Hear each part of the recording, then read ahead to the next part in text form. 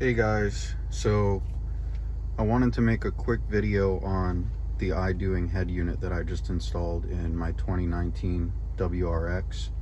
I watched a bunch of videos on YouTube before it even arrived, and then re-watched them all again, and the install, I would say, went pretty smoothly. Actually, it was pretty easy.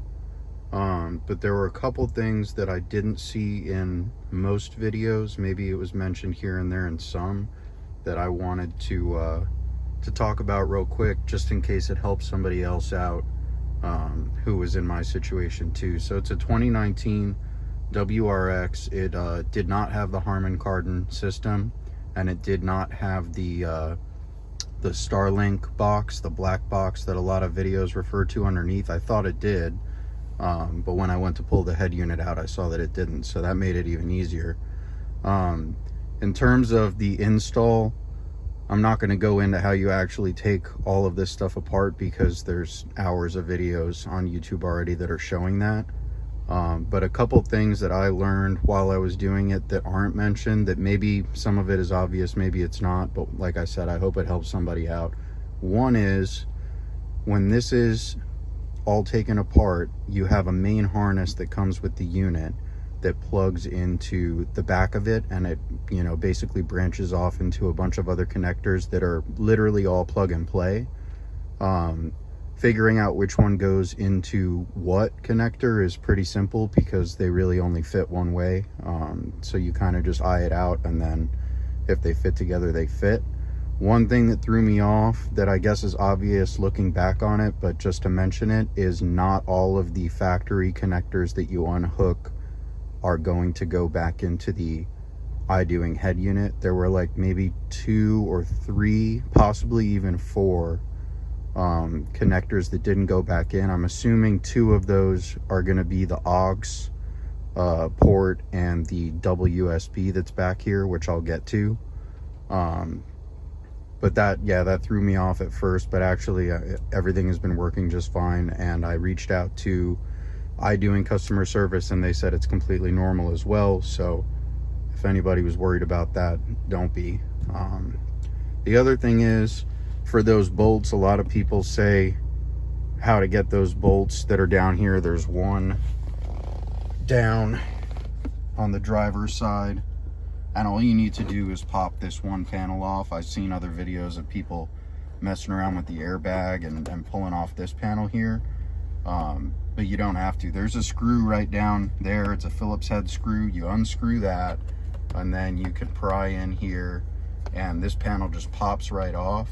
And if you look into the car, once that panel's off from this direction, you're gonna need some extensions, and you're gonna need a swivel, but that bolt is right there. And you get your socket on there with your swivels and your extensions, and I loosened it all up, and I have one of those extending like magnet kind of things, a telescoping magnet. Once it got loose, I just popped the magnet on there and pulled it out. So that was actually not that bad. I was worried about having to take off all this stuff, but it was literally just this panel, and it all you have access to that bolt if you have the right extension pieces and swivels. The other one over here is really straightforward. You take the glove box out. I'm not going to go into detail on that. You can see it right away once you look in from this direction over here. And once again, I didn't need a swivel for that one, but I did need a decent amount of extensions, actually more so than I'd say about the same as the left side, as the driver's side.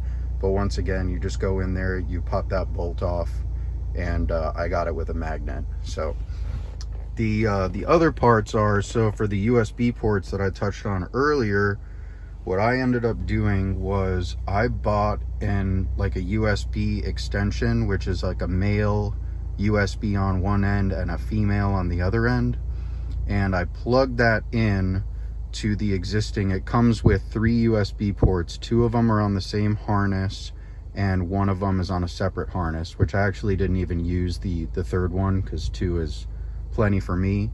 So what I did basically is, there's 2 bolts in here. Once you pull the little padding down that's on the bottom, there's 2 bolts in there. And then let me get out real quick.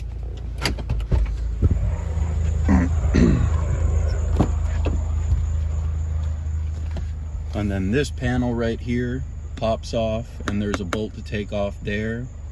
And then I believe there's one underneath the emergency brake boot. I believe there was one under here too. I don't remember, to be honest. But once you get these two off that are here, and once you get the one back there and possibly the one here, I don't remember if it's there or not, you basically can start prying this thing up, and the whole unit will pop up, and there's just a couple connectors that are underneath it that you unhook, and that's pretty straightforward. I didn't actually remove this entire piece. All I had to do was tilt it up enough that I could get to the connectors, and more importantly, that I could pry out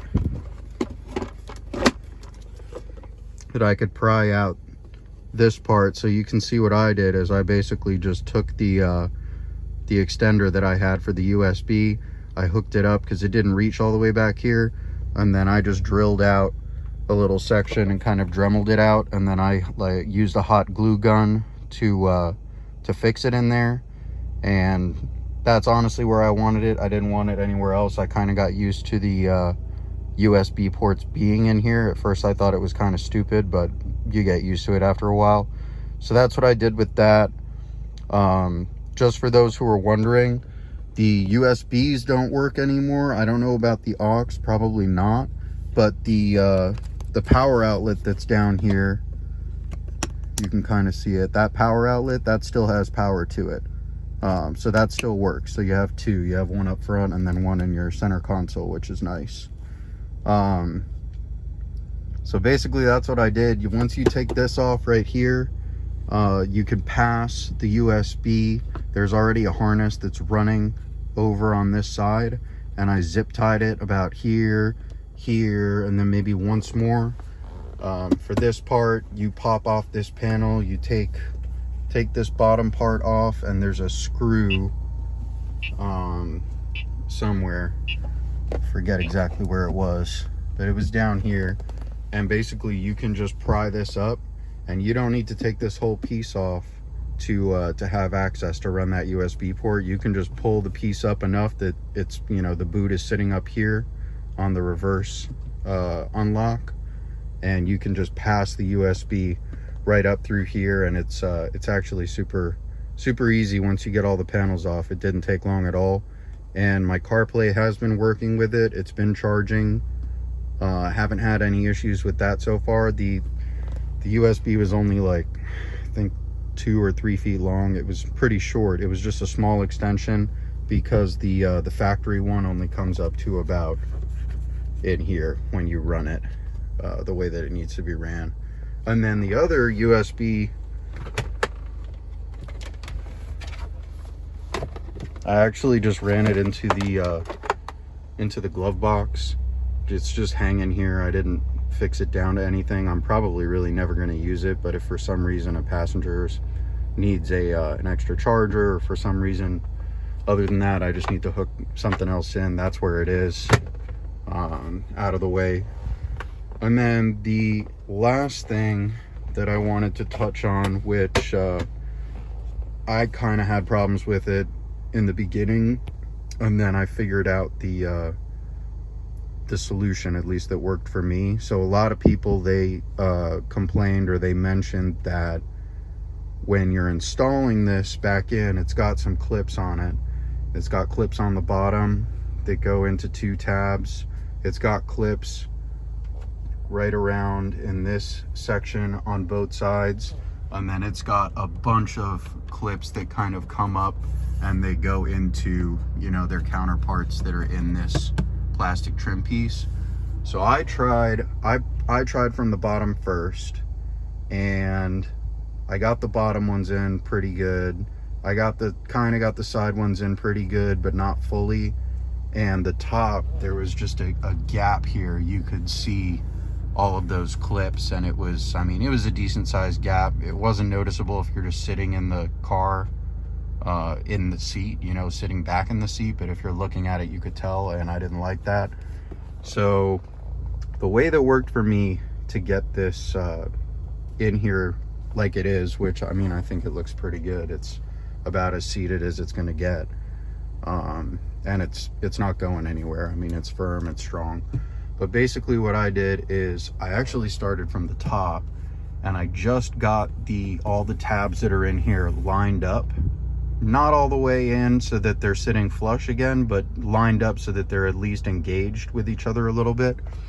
And then while holding the top part in place, I went down to the bottom, and it's actually, at least for me, it was counterintuitive. I thought that holding the top and getting the clips on the bottom, that I would have to push them down. You actually have to push it up a little bit to get them to engage right, and then once you do, you can push them in on the bottom. And you got to give it a little bit, I mean, not a lot. Don't be like pounding on this thing or anything, but I just took my hand and put some body weight into it. And when they're lined up and you do that, they'll click in. The top will still be not fully engaged, and the trick is you have to get these side ones at that point to get it in. And you basically wiggle it around until you line up the clip. It's hard to tell, but you can actually kind of see when it's lined up. You can kind of just feel it, and at that point, not on the screen directly, but like somewhat off the screen on both sides, I gave it a couple good pushes with some body weight behind it, and the right one clicked in first, and then the left one clicked in, and at that point you can basically just push all around the sides. The bottom was already in, but I just pushed all around the sides, and I kind of squeezed these together, and everything just clicked into place. So that's how I did that. I'm sure other people have done it another way. I've heard a lot of people say they started at the bottom and went up to the top, but for me, the easiest way, it went right in. It took like 2 minutes to get the whole thing in. When I started from the top, just to get a little bit of engagement there, and then after that I went to the bottom and then the middle, and that was it. I think that was pretty much all I wanted to cover. There's obviously a lot of better videos that are more detailed about the install, but so far it's been good. Everything's working. I don't really know much about it yet. I haven't fooled around with it other than the fact that CarPlay works, and still have all the stock speakers in the car. I'd say that I don't know if I would say that the sound quality improved like night and day. It's not like it's a completely different system in here, but I'd say that the fact that it has a little bit more power to the unit that's going to the speakers, I'd say that it definitely livened up the speakers a little bit. And the front door speakers, they're the ones that put out the bass, the factory ones. If you put the fader on the rear of the car, you'll see that whatever's in the rear just sucks, like really bad. So the front ones I might actually keep for now, just because I'm worried that a lot of people who have put in aftermarket speakers and they don't have an actual amp, they're just using the internal amp on the head unit, that they say they lose the bass, which is not the cleanest bass, but at least there's something there. So I think the next move for me, at least, is going to be to replace or upgrade the front dash speakers. Probably, maybe not with the kicker upgrade. There's another kicker speaker that they sell that's not the OEM one, but that fits there. It's a 2.75 inch speaker that is apparently plug and play. It's got the same bracket, and it's got the same, I'm not sure about if it has the same clip or not, but I know you can order that harness. I haven't figured out which one that is yet, but if I do end up doing that, I might do another video if it's helpful for people. But then definitely I think the back doors, those speakers are going to get replaced eventually with like a two-way coaxial speaker. Just because I can't imagine anything that you put in the back is going to be worse than what it is. If with the fader in the back, it's really kind of terrible. But other than that, everything's working. So far I've had it for just a few days, so I can't talk about how durable it is or the longevity of the unit, but I will say that the shipping was really fast. It said it was going to take a few weeks to get here, and in reality it took less than 4 or 5 days. It was like really fast. And iDoing customer service is really responsive. They're very good at getting back to you. They're definitely not native English speakers. I'm pretty sure they're just typing in your messages into Google Translate or whatever they have over there that they're using to translate, and they're doing the same thing to send you a message. So a little bit is lost in translation, but for the most part, they're very responsive, and they were pretty helpful in terms of a bunch of questions that I had. So yeah, I hope this video helps people. Those were the main points I wanted to touch on. That, I mean, hopefully if somebody's been wondering the same thing, or if you're doing the install now and you run into these problems, just know that it's really not that difficult. It's an easy fix for the stuff that I mentioned, and it should go pretty smoothly. So that's all I got for you. Hope this helped somebody out. Take care.